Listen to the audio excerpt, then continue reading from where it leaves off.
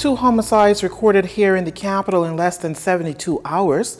The country can save billions of dollars on its import of food by producing locally, and new magistrates sworn in. Good evening, everyone. I'm Lissy Bastian with your JCN News for this Monday, June 14th. Thanks for joining us. The sound of gunshots pierced the ear of another inner-city community this morning as police were called to the scene of a shooting incident just off Nassau Street. While police have not released the identity of the country's latest homicide victim, JCN's news team understands he's 25-year-old Stevonte Moss. Our Jcn Saunders was on the scene and files this report. Yet another family and the community they live in was left in shock following a shooting on the corner of Nassau and Palima Streets on Monday morning. According to the police, at least 3 individuals exited a vehicle before opening fire on the victim, shooting through the front windshield of his vehicle, fatally wounding him. The victim, who lives on Palima Street, attempted to flee the scene but ended up crashing into a fence in a nearby parking lot, with the rear windshield also shattered by bullets. Following their initial investigation, ASP Audley Peters gave more details on the shooting incident and answered questions about the country's latest homicide. Our officers responded, and on their arrival they were directed to a grey Honda Civic which was parked in an open lot. An examination of that vehicle revealed the lifeless body of a male with what appeared to be gunshot injuries. EMS was summoned and they then pronounced the body lifeless. Initial investigations revealed that the victim was approaching his home when a vehicle stopped him. Occupants exited that vehicle and discharged firearms in his direction, where he was fatally wounded. The victim appears to be between the ages of 25 and 30 years old. It is unclear what kind of firearms were used in the shooting, as that is still under investigation. With there being other recent shootings in the area, police say they are unable to confirm or rule out if retaliation is a factor in the shooting or if it is gang-related. With there being several shooting incidents this past weekend leading up to Monday's shooting, ASP Peters made a plea to the general public to continue to assist the police by reporting illegal activities. It is a busy weekend, and what we're appealing to members of the public to, again, as I would have appealed before, if you are aware of someone who's brandishing a firearm or any other illegal substances that they should not be in possession of, that you contact your nearest police station or contact the Criminal Investigations Department at 502-9991 or use the 919 number. However, it is everyone's responsibility to do their part. If you see something, say something. ASP Peters acknowledged that the proliferation of firearms in the country continues to be a major problem. Responding to concerns that witnesses and other law-abiding citizens may be afraid to come forth with information, ASP Peters said, "We each have a duty to do what is right if we are going to have a peaceful society." Forward to assist when you're doing right and what is righteous. So what I would encourage the members of the public is to be courageous in coming forward. You don't necessarily have to be open about it. There are means that you can use where if you want to remain anonymous. But courage is a thing of the soul, and when that is acted upon, great things can happen. What we want for our society is a great and civil society. However, each individual must act courageously. Make the decision. If you see something, say something. Jcn Saunders, JCN News. Now, prior to this latest incident, a man was shot and killed on Friday night at a local bar on Martin Street. A female was also shot in that incident.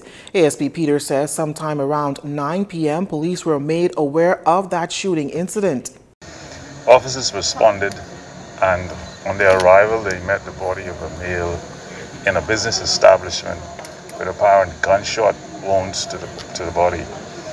Preliminary information is that some lone gunman entered the establishment and fired shots at the patrons on the inside, injuring 2 persons.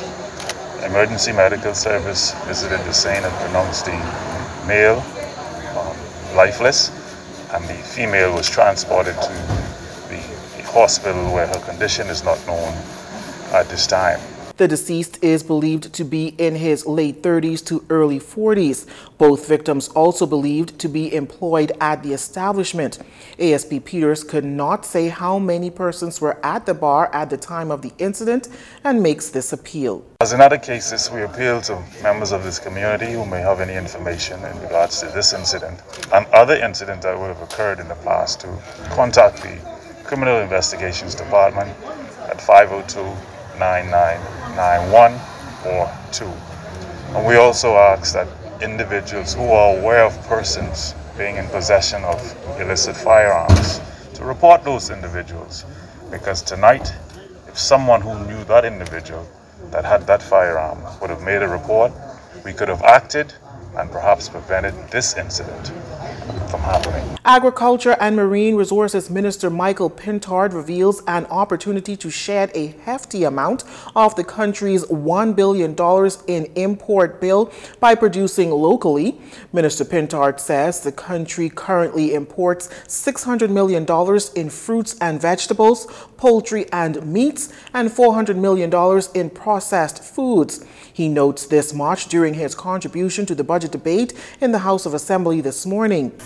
The studies we've conducted over time clearly indicate that we have the ability to grow many of the items that we presently consume. The IDB study, which we commissioned, confirmed also by other studies by the Food and Agriculture Organization, by CADI, that is the agriculture arm of CARICOM, and by ICA, the agriculture arm of the Organization of American States.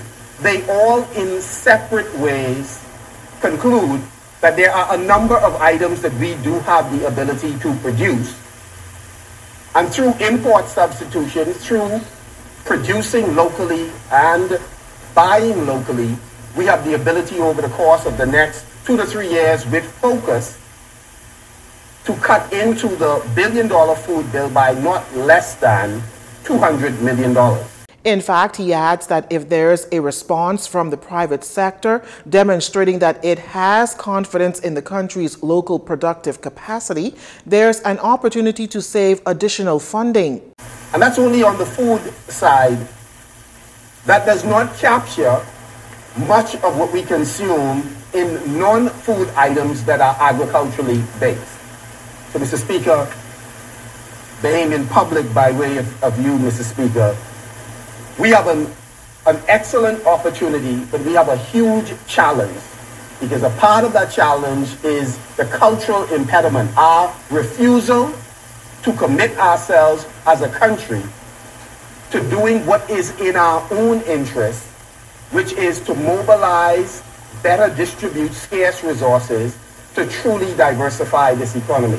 Minister Pintard says that over the last 4 years, the government has set out on a task to help in the process of diversifying the Bahamian economy, and this is one of the many ways to do so. Meantime, Minister Pintard acknowledging that the negligence of government coupled with poor or dishonest choices of citizens has led to the misuse of agricultural land for a wide variety of purposes. We are fixing that through the extension services, the clear monitoring, and then the cataloging of what is being done on land allocated throughout the Commonwealth of the Bahamas. The Department of Agriculture is also working diligently to conduct the requisite studies so that the extension officers can be in a position to recommend to farmers the best breed of animals to grow. Secondly, the best variety of seeds or cuttings to utilize, and of course assisting them with making sure that the choices that they make are also the choices that are being demanded by the market. That said, he applauds stakeholders working in tandem with each other to ensure that they dramatically ramp up production. Because after all, 40% guaranteed in the private sector that will be purchased from Bahamians, 75% guarantee that will be purchased by government. Let's put government to the test in its commitment to ensure that you have market access.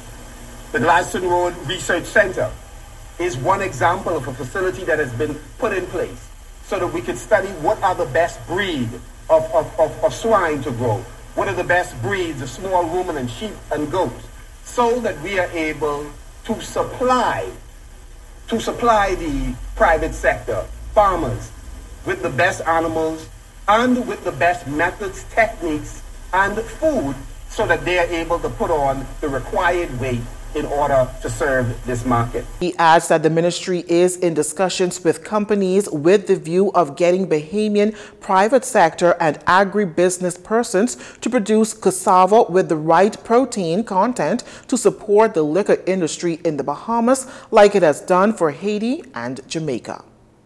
You're watching JCN News. When we return, another major drug bust over on Exuma and Bahamian heritage celebrated in South Florida. Stay with us.